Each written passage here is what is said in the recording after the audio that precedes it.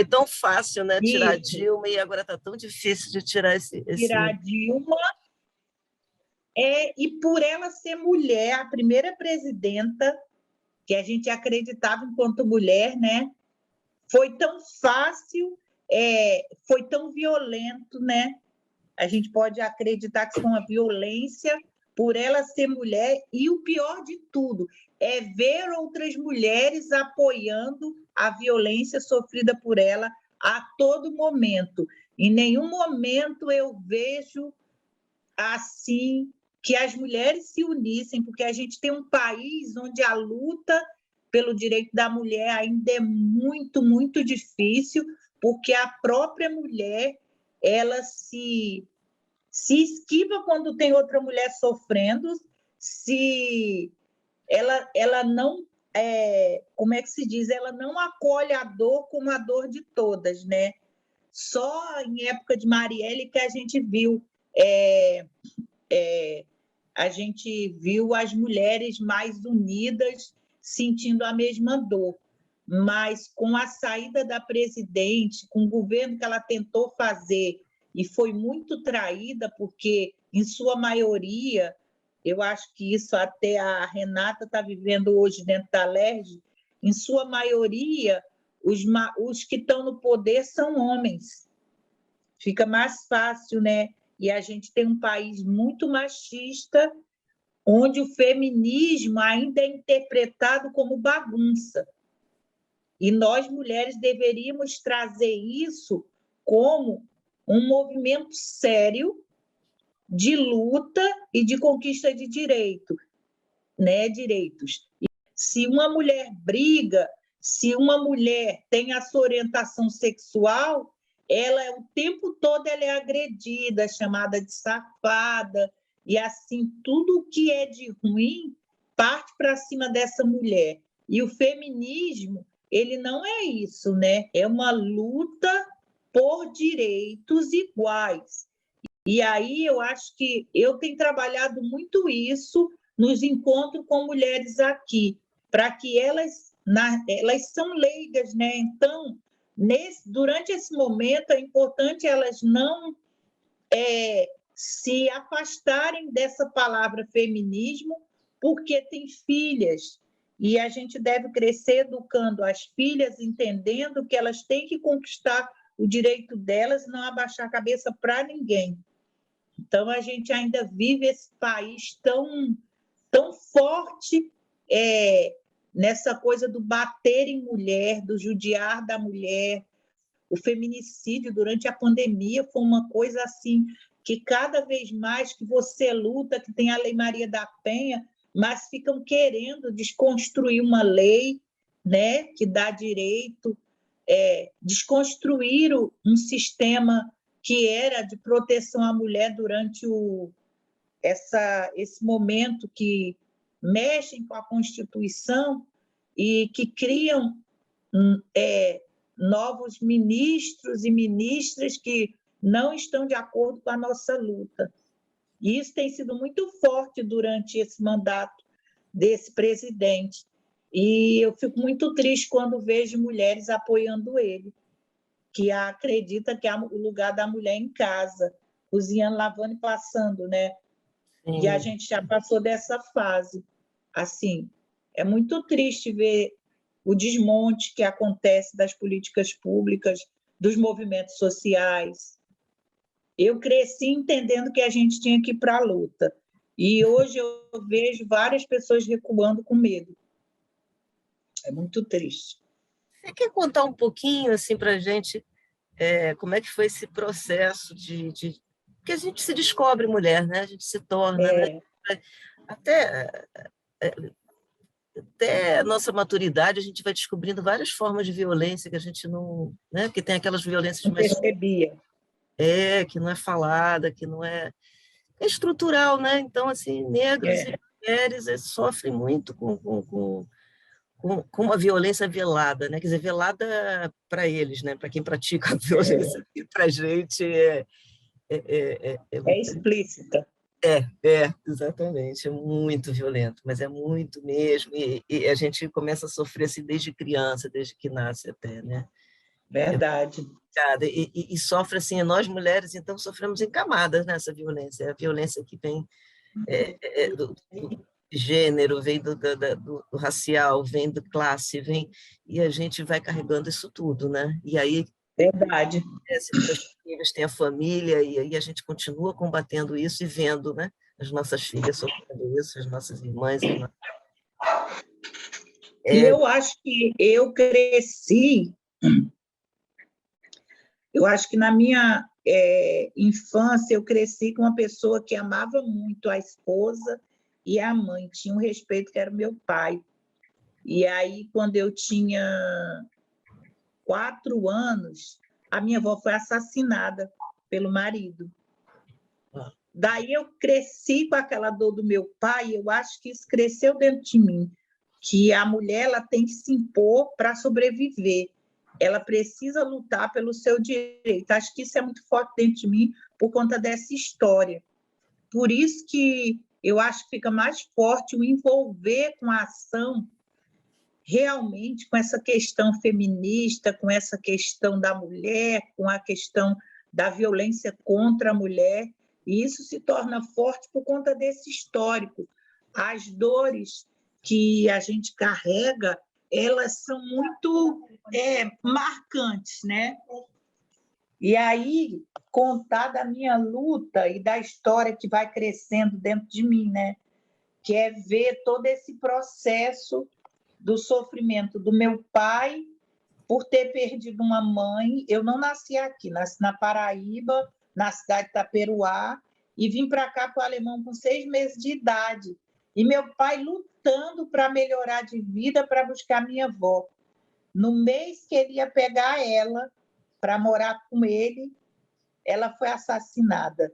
Era tava a farra da Copa de 70, e por causa da fofoca de uma filha dela, ela tinha acabado de chegar da lavoura, da plantação de algodão, da colheita, e aí esse homem, que não era pai do meu pai, chegou já em casa, ela sentada, deu uma pancada, quebrou o pescoço dela.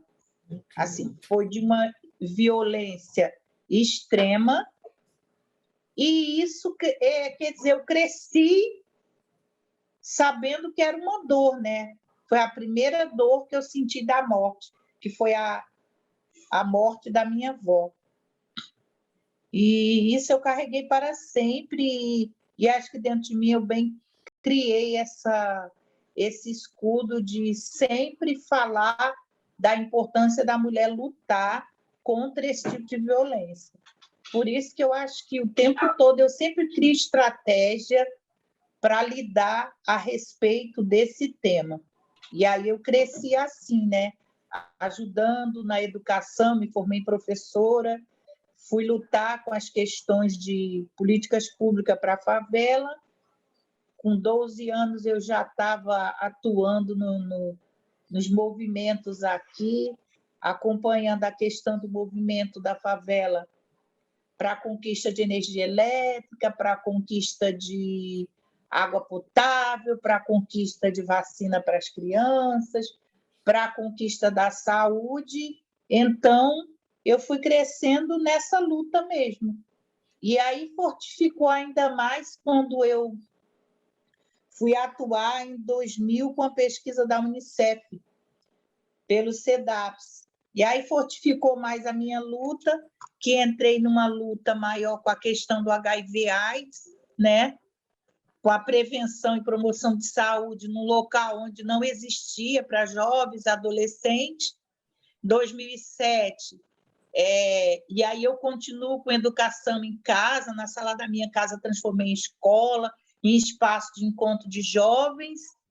Em 2007, quando eu perco aqui no Alemão 20 jovens, foram 21 jovens mortos numa operação policial, eu começo uma luta mais intensificada com a questão da violência contra a juventude de favelas. E aí eu criei o primeiro espaço do Educap, e aí a luta para manter, né? As lutas vão se justificando. Eu tive um balcão de direitos atuante dentro, a gente lutava muito com a questão da violência também, mas com a violência em geral. E aí sempre criando um espaço para poder acolher a demanda da favela, né? E sempre, sempre, sempre o primeiro cliente, é o primeiro atendido, a primeira pessoa que entra nos espaços são as mulheres. São elas que vêm, são elas que buscam os direitos delas, são elas que vêm para acolher mesmo, para a escuta, porque a gente, quando tem uma instituição de base comunitária, a gente acaba sendo um espaço de escuta mesmo, primeiro. A gente acolhe e faz a escuta. Depois da escuta, vem os encaminhamentos das demandas, que são demandas de saúde, demandas de questões escolares de crianças, demandas por situação de vulnerabilidade, da questão da segurança alimentar, do desemprego, e assim vai desencadeando cada atendimento. E assim tem sido o meu trabalho aqui até hoje, de criar estratégias para lidar com a falta de políticas públicas no território, encontrando parcerias, tipo Defensoria Pública do Estado, onde eu tenho o NUDEM, que cuida da situação de violência doméstica, que eu posso lá ter um acolhimento. Você tem que entender a cultura local para poder chegar ao atendimento quando uma mulher é violada. Então, tem todo um diálogo e entender a identidade e a cultura local é muito importante. Você não vive dentro da favela sozinha. Você não vive um espaço livre e que tem o acesso garantido. Então, você tem que criar estratégias para que esse acesso seja garantido e seja eficaz. E aí a gente aprende a trabalhar no impulso, com as dores, primeiro, né? E aí vai realizando. O tempo todo mundo, quando trabalha, ela acaba entrando nos limites daquilo que você constitui nesse lugar, nesse espaço, no espaço onde você atua. Então, a gente vai costurando redes. As redes sociais territoriais são muito importantes, porque ao longo do tempo você aprende a lidar com um território vulnerável, com uma política de violação, que ela não é uma política de direitos, então você acaba lidando com a política toda já causando, ao invés de causar a política de inserção, ela exclui muitas vezes. Então, você tem que avaliar da onde você está e de que forma você vai agir para enfrentar todas as diversidades que é imposta para você enquanto moradora, mulher, negra de favela, porque você ainda sofre preconceito de ser mulher. Ser negro já é a exclusão total. Então, você tem que lutar contra tudo isso e saber impor o seu direito, porque senão um compressor passa por cima de você e acaba com todos os sonhos e todas as realizações que você pretende fazer na sua vida. E assim tem sido a minha vida aqui, né? Sempre buscando realizar, atender, e assim, são lutas intensas que você tem dia que você desanima, tem dia que você anima, tem dia que você não quer saber de nada, mas você, por missão, está aqui, é valoroso, porque no final do dia, quando você realiza qualquer ação, em cima de qualquer tema, qualquer demanda que trazem para você, e você consegue gerar um resultado mínimo que for, isso já é gratificante. Por isso que eu acho que ainda estou aqui. E mesmo assim, eu acho que é muita coisa. Esse ano que passou foi muito pesado. Esse ano está sendo mais pesado ainda, porque a gente fica sem apoio institucional, a gente fica costurando para poder conseguir manter um espaço que chega uma hora que dá vontade mesmo de fechar, porque você precisa manter um CNPJ, você precisa pagar imposto, você precisa manter um espaço, você precisa pagar internet, você precisa ter água, você precisa fazer manutenção, e às vezes dá vontade de, quando quebra um cano, já vem uma angústia, como que você vai conseguir consertar isso? Quando falta qualquer coisa, você, ai meu Deus do céu, o que que eu vou fazer? E aí, às vezes, a gente conta com muita gente que ajuda, mas ao mesmo tempo você sabe que você tem que fazer a sua sustentabilidade. Mas em tempos de pandemia, quando você vai caminhando, aí sempre vai faltando algo, porque você está vivendo um momento econômico, um dos mais difíceis que eu já imaginei na minha vida. Entendeu? E assim a gente vai tentando sobreviver, tentando realizar as nossas ações e firmar a questão de que mulher tem vez e que uma tem que dar a mão para a outra de verdade, não só no virtual, mas dar a mão, eu acho que dar a mão em todo momento que a gente precisar uma das outras. Mas a gente ainda vive um país muito egoísta, é o que eu estava falando. A gente vive uma política egoísta agora, egoísta, degenerativa e destruidora. Não, a gente não vive um bom momento que a gente possa acreditar que a gente pode se juntar, porque houve um desmonte dos movimentos sociais. Sim. A gente está segurando quanto pode, mas a gente está vivendo momentos de medo, sabe? Que tem que ter compaixão para sobreviver e solidariedade. Você trouxe muito a importância da estratégia, né? Que surge em toda parte, assim, né? Para viver você precisa estar o tempo todo encontrando a estratégia, né? E apostando nela.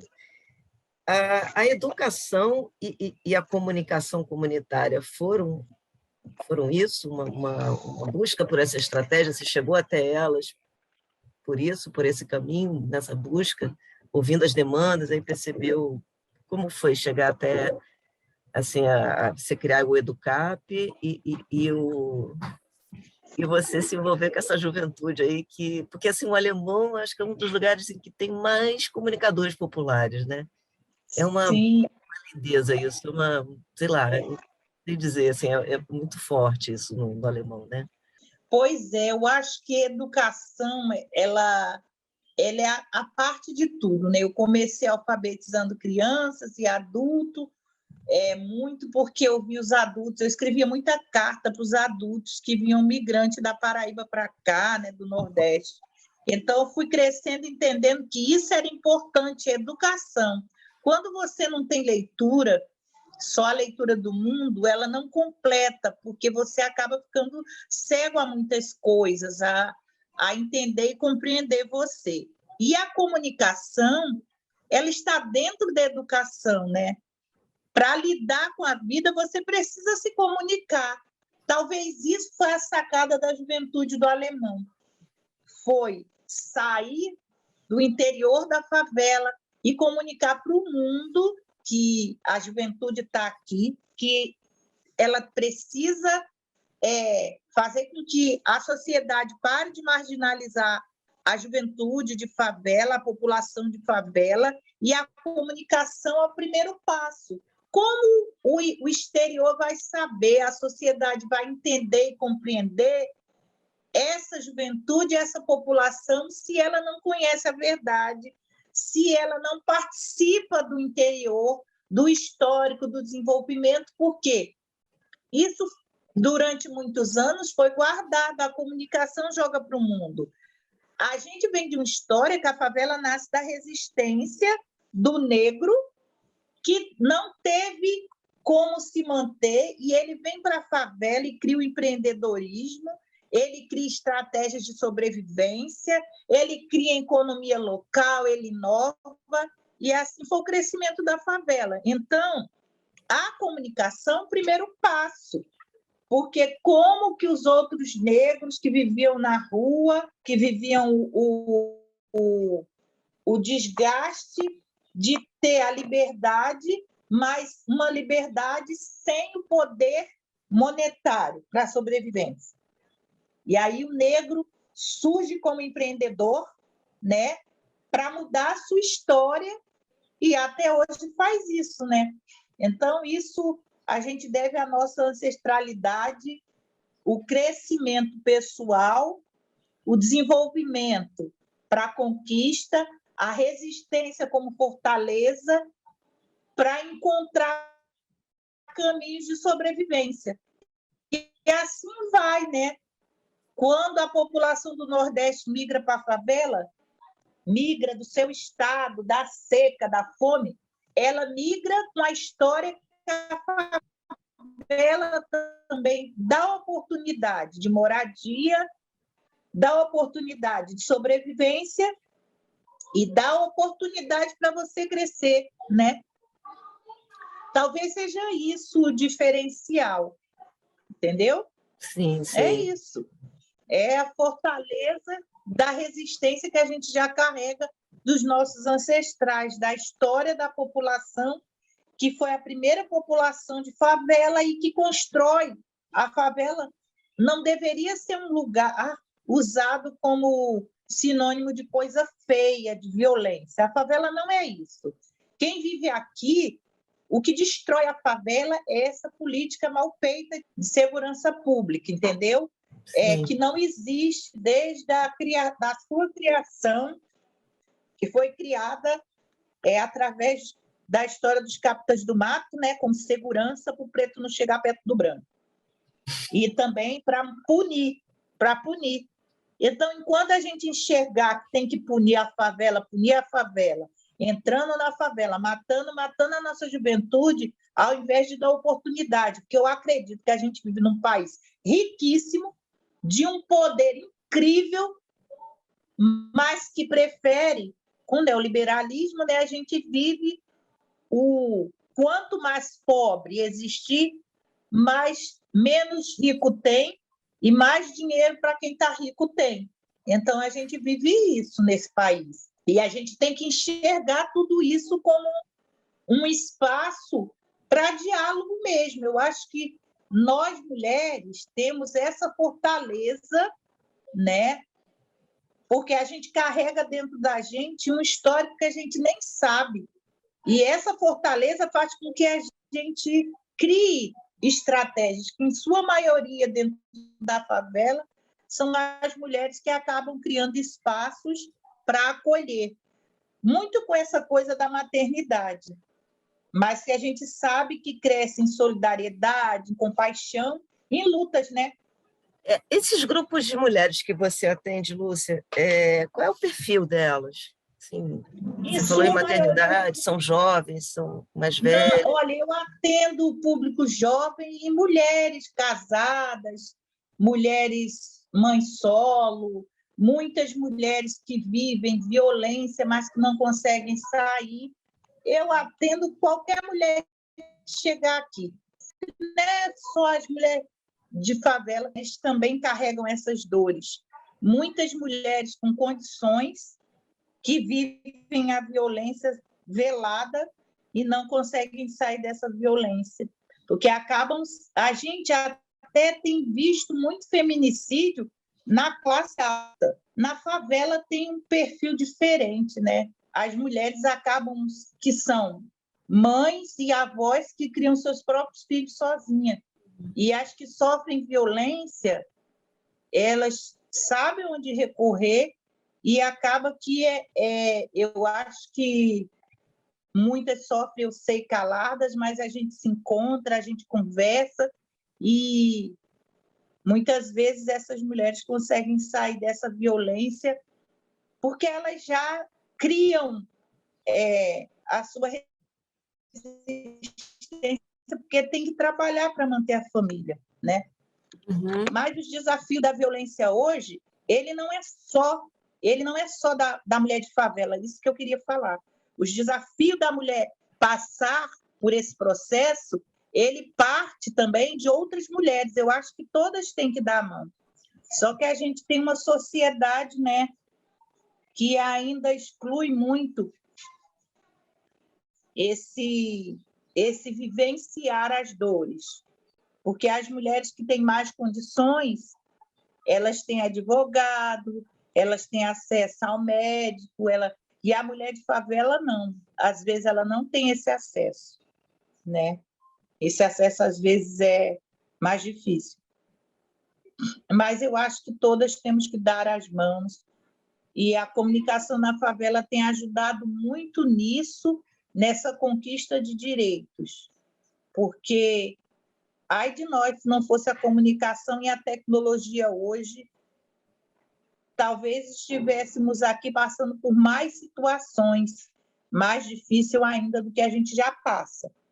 Vocês criaram um aplicativo, não foi?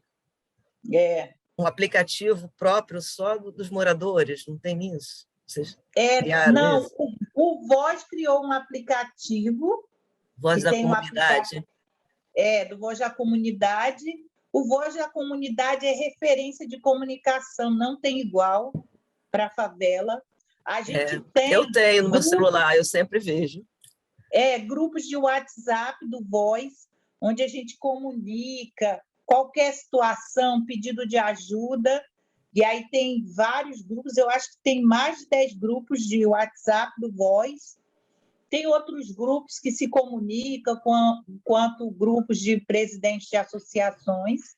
Eu estou em vários grupos, em lideranças, em empreendedores locais, grupos que têm de vendas. Eu acho que a tecnologia ajudou muito. Hoje você tem um celular que você pode se comunicar e pode encontrar resposta para muita coisa dentro da própria favela. Então, isso melhora até a economia de dentro da favela, né? O empreendedorismo de dentro da favela. Fica mais visível, né? A tecnologia ajuda muito. Eu sei que ainda falta muita coisa para a favela melhorar, mas a Gato Mídia é um exemplo, né? Gato Mídia trabalha valorizando a tecnologia humana, a comunicação entre a criação de gambiarras, como diz a Tami. Essas gambiarras são os desafios e estratégias encontrados pelos empreendedores, pelas instituições, e assim isso vai fazendo um diferencial na vida de quem está aqui. E também é um ponto de contato, né, com quem está fora, né? Tem muito intercâmbio, né, nesse movimento da comunicação, né? E a gente tem mais universidades presentes. Por exemplo, o Educap está aqui com Juventudes e Direitos Humanos, que é da terapia ocupacional, a psicologia está aqui, a comunicação social também fez um trabalho antes da pandemia, só que com a pandemia eles se afastaram mais, a Uniswan está aqui, outras universidades se comunicam, igual a Universidade Livre da Califórnia.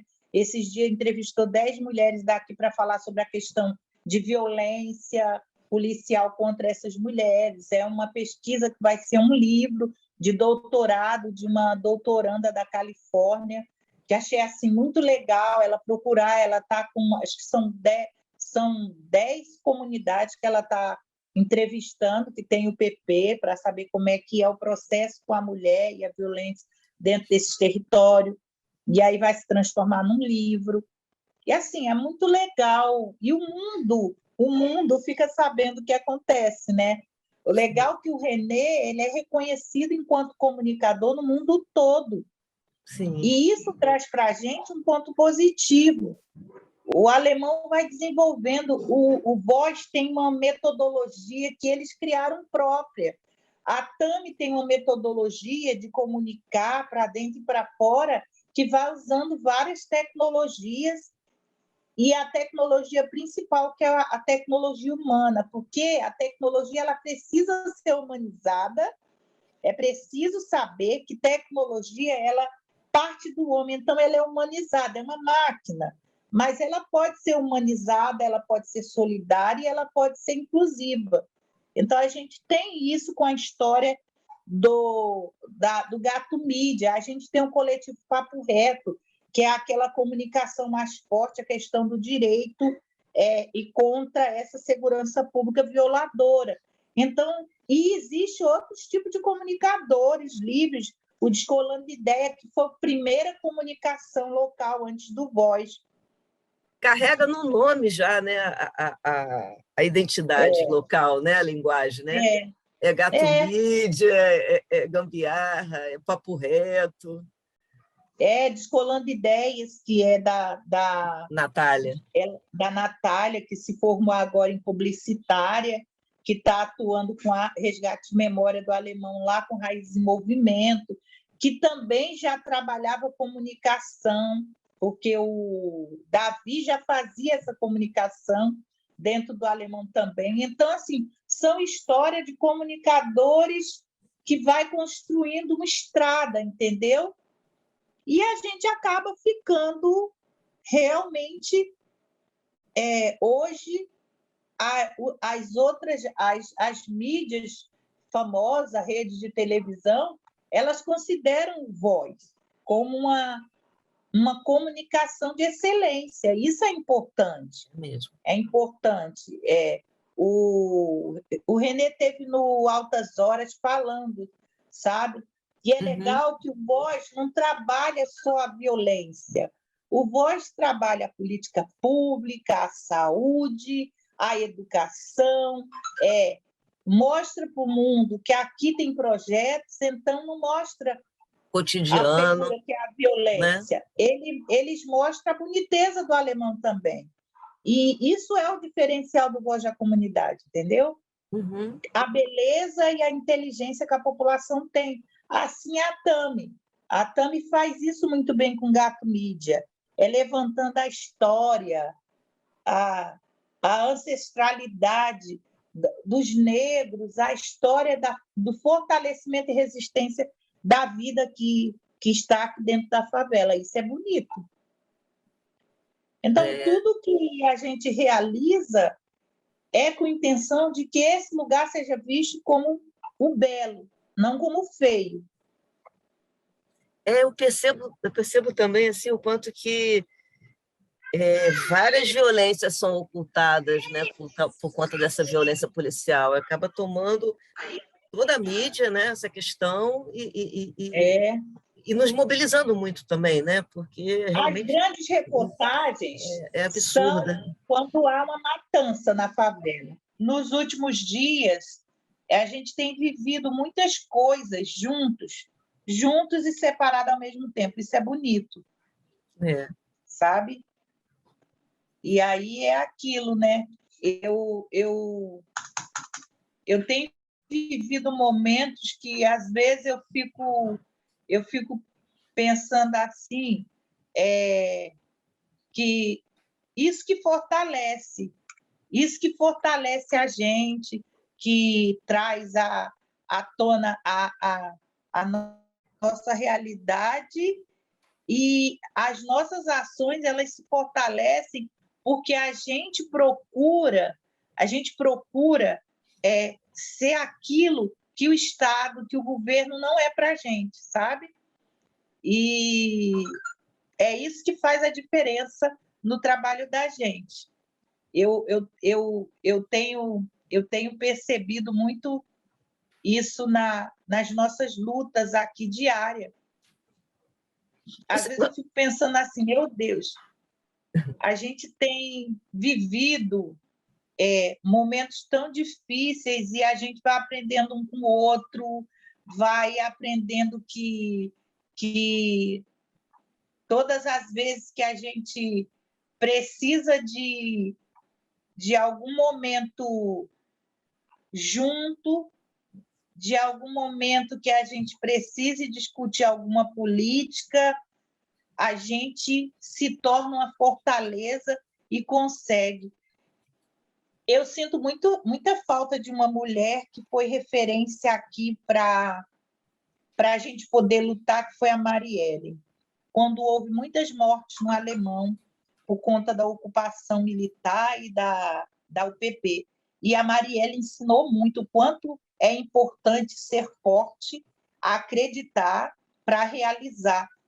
E aí eu sempre, quando estou assim, naquele momento mais assim, frágil, eu penso na Marielle, o quanto ela ajudou a gente se encontrar aqui também. quando em 2007 aconteceu as mortes e a gente foi tentar resolver tudo isso da melhor forma para poder garantir o direito das famílias que perderam seus filhos. Um jovem de 12 anos foi assassinado naquela época, e aí o tempo todo ela esteve do lado das famílias, e todas as vezes que acontecia alguma coisa, ela era a primeira a chegar nesse lugar. E era uma mulher, e que também teve a vida ceifada, né? E aí a gente vai aprendendo quando a gente tem que lutar, mas também se proteger. E aí as lutas vão ficando mais difíceis, porque a gente está vivendo um momento muito agressivo com essa política, e a gente sabe que a gente precisa resistir, lutar de uma maneira que não vá ser algo. E aí a gente vai tentando costurar, falando sobre cidadania e direito para essa população, para que ela se una com quem está lutando também, né? Uhum. É um ponto que a gente tem que colocar. E aí, sempre que eu estou aqui, que eu estou atendendo uma mulher, que a gente está em encontro, e o nosso papel é fazer com que aquela pessoa se enxergue cidadão e cidadã de direito, né? Para que todo o trabalho que eu tenha feito aqui vale a pena. Porque não adianta eu falar sobre direito e a pessoa não entender que é dela, está na Constituição. Esse direito é de cada um. E cada um tem que acreditar e lutar para que não sofra mais violação nenhuma. Então, acho que o papel do EDUCAP hoje é muito isso. Esse espaço aqui, essa troca que eu faço, as pessoas que atuam aqui, elas têm que entender, tanto elas, quanto as crianças, os adolescentes, os jovens, qualquer ser humano que mora em favela, ela não pode abaixar a cabeça para nada, porque cada um carrega o seu direito instituído na Constituição. Apesar do desmonte que a gente está sofrendo, a gente tem esse direito ainda garantido, que ninguém pode quebrar ele ou jogar ele fora. Ele tem que ser atuado.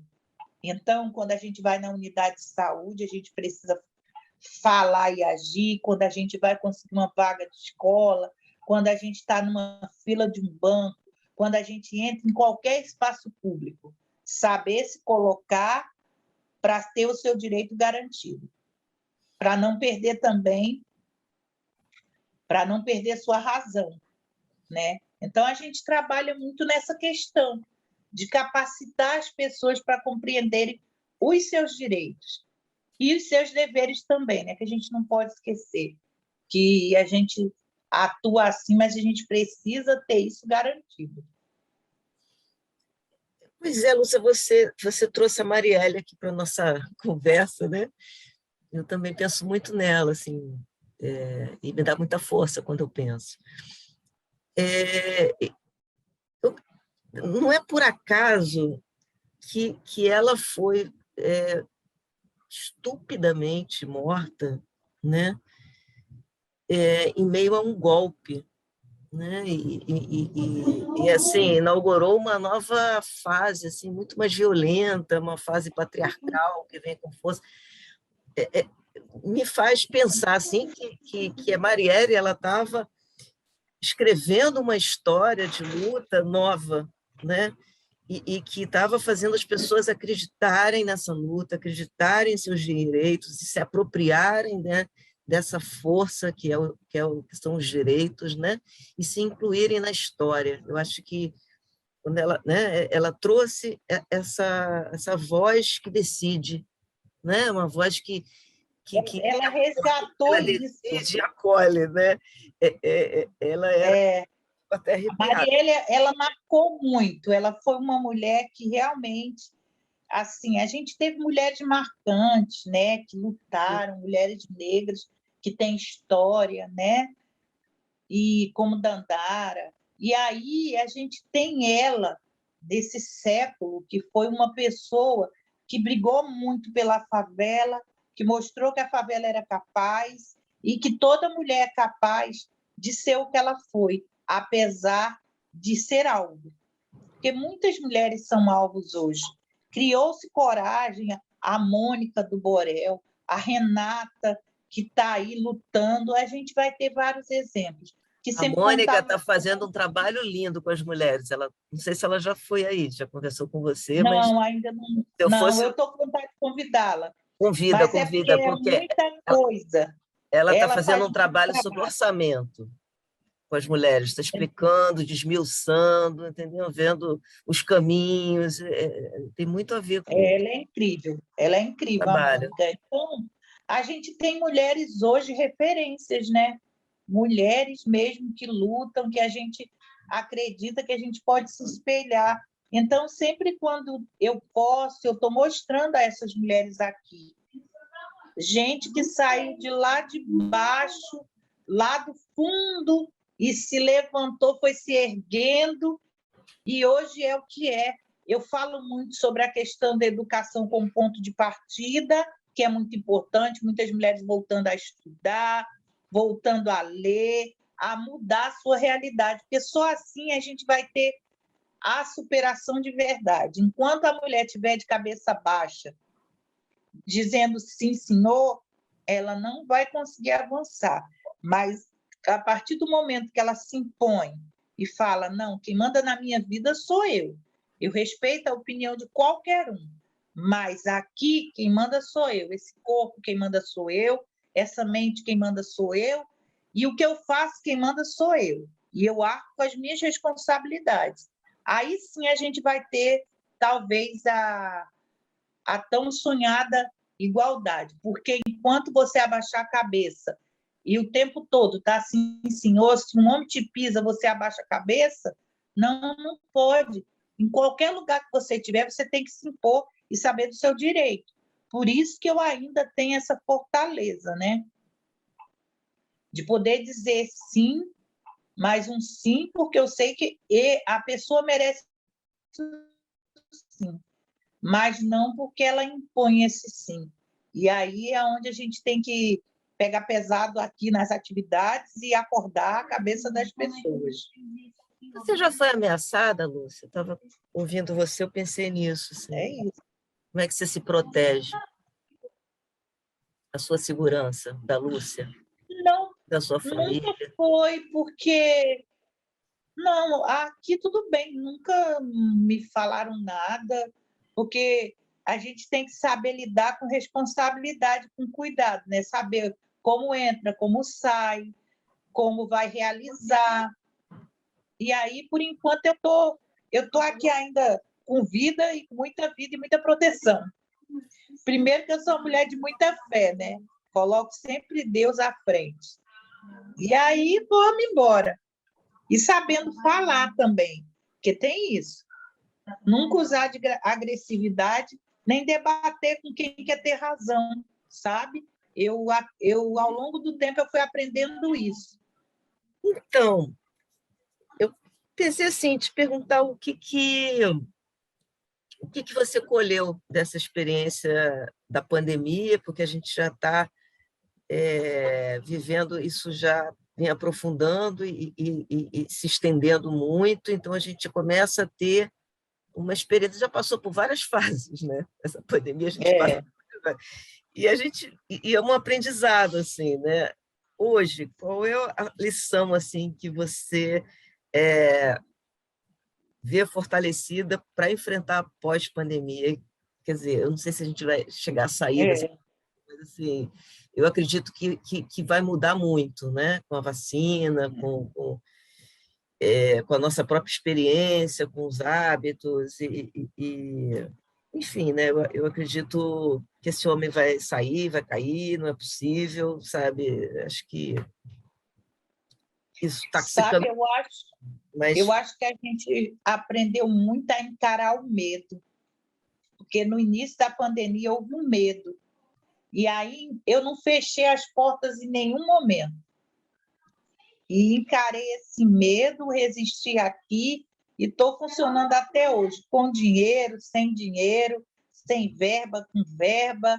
E aí a gente foi encarando os medos e realizando. Eu tive Covid, fiquei uma semana, e realizei, já tomei minhas vacinas e continuo realizando, e estou assim, ando meio adoentada, mas eu não paro, é uma coisa que, quando você tem uma missão, parece que você vai assim, às cega e você não enxerga nada para você, é desafiador, tudo você pode realizar.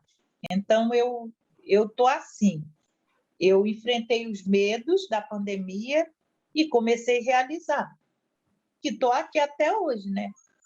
Atendo 100 famílias todo mês, tenho 580 famílias cadastradas no app que foi criado e mais de 5 mil famílias foi cadastrada pelo Educap, e a gente continua atendendo e continua com os projetos, tem apoio. A gente tem curso de teatro com voluntário, reforço escolar com voluntário, a sala de tecnologia rodando informática, programação sem apoio, o projeto das mulheres sem apoio, mas a gente está indo e a gente vai realizando, sem apoio financeiro, né?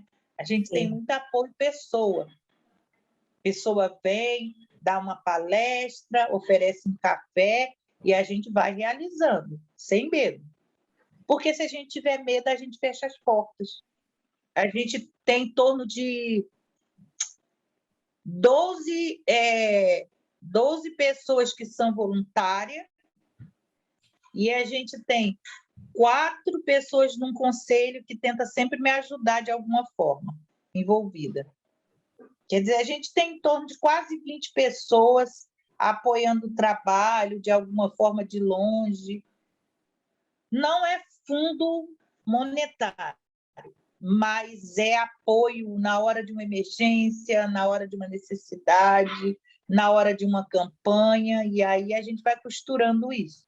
Ai da gente se não Mulheres fosse essa rede. negras, com comunicadores populares, né? Eu faço parte de uma rede, né? Que é uma família, assim, também. Eu não sei te dizer quantos são, mas assim, muita juventude, né?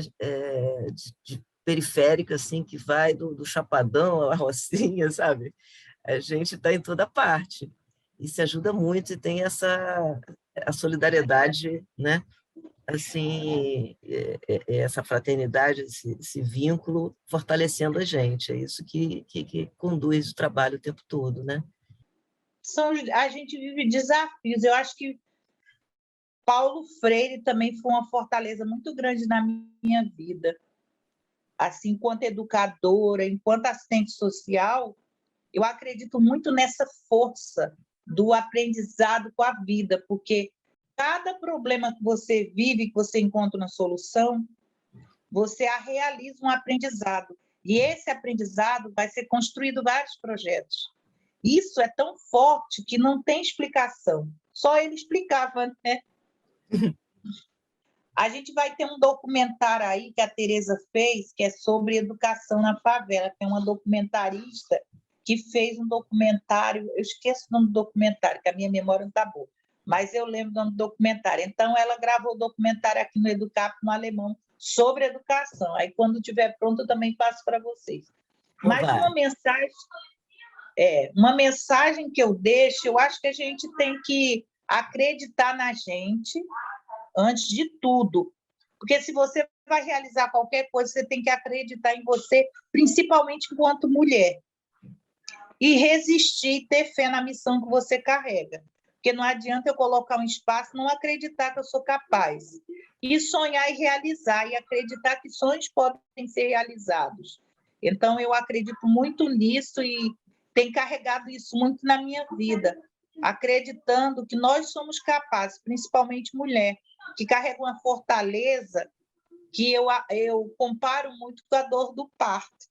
É forte, saudável, e a gente vai dar um direcionamento a ele, que ele vai crescer. E tem sido assim na minha vida, nas minhas realizações. Eu sonho, acredito e acontece. E a gente tem que acreditar, porque se a gente desacreditar e ficar sempre fragilizada com a vida, a gente não cresce e não avança. Por mais problemas que a gente tenha, por mais pedras no caminho, desafio, mas a gente tem que acreditar no nosso potencial. E assim a gente vai vivendo e resistindo a todas as mazelas que a vida nos oferece. Você é feliz? Eu acho que a minha felicidade é ver a felicidade no outro. Então, eu sou feliz o tempo todo, eu não carrego tristeza dentro de mim. Assim, tristeza, eu carrego saudade, né? Saudade do meu pai, da minha avó, das pessoas que eu amava e que eu amo, que foram embora, mas eu carrego essa saudade no coração, né? E das boas lições que a gente aprendeu com essas pessoas. Então, a memória deles é sempre viva no meu coração. Mas a alegria sempre, mesmo com... A gente perde muito, às vezes a gente até fica triste, mas Deus sabe de todas as coisas e quem tem fé nunca está sozinho. Então, acho que a fé é uma fortaleza. Em alguém a gente tem que acreditar, nem que seja numa árvore, que é vida, né? Que é a natureza, que é tão profunda quanto a terra, mas que a gente tem que acreditar e ter fé. Agora tem uma surpresinha, Lúcia. É o seguinte, eu até esqueci de te falar, mas é uma ciranda, né, que você está fazendo parte. Então, outras mulheres já vieram e outras virão. E aí, eu estou pedindo para cada uma pensar assim num presente para dar para a próxima que vai chegar. Você também ganhou o seu presente, mas a gente vai fazer uma live para vocês trocarem esses presentes melhor.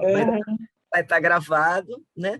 Pode ser uma música, pode ser uma poesia, pode ser... Eu vou até te contar o que você ganhou. Você ganhou uma pedrinha de um rio pintada por uma avó e um netinho. É lindo. Caramba, eu amo pedra. Eu amo pedra. Eu tenho um aquário e todas as vezes que eu vou na cachoeira eu trago uma pedra. Ó, tá vendo? Eu amo pedra. Eu carrego pedra por aqui, por tudo quanto é lugar, tem sempre uma pedra. Já carregaram até uma pedra que eu trouxe quando eu fui na casa da Cleo. Então... Uma pedra. E elas me perseguem, porque a pedra tem vida. Eu acredito muito na natureza, né? E eu acho que o maior presente que eu não sei, eu acredito que um presente que eu possa dar a essa pessoa é uma árvore, que eu posso, quando você vir, pode pegar, sabe por quê? Eu acredito muito, eu sou descendente de índio, né? A árvore, a planta, ela tem um poder que a pessoa não imagina, né? Ela carrega uma vida, ela é um ser vivo, que se todo mundo entendesse, ninguém derrubava uma árvore, em hipótese alguma, né? Porque a gente depende dessa vida.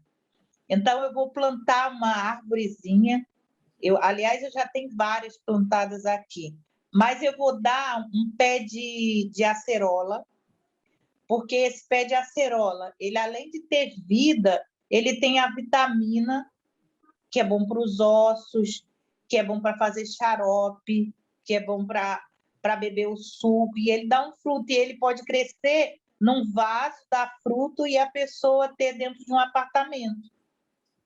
Olha, que lindo, que rico, que riqueza.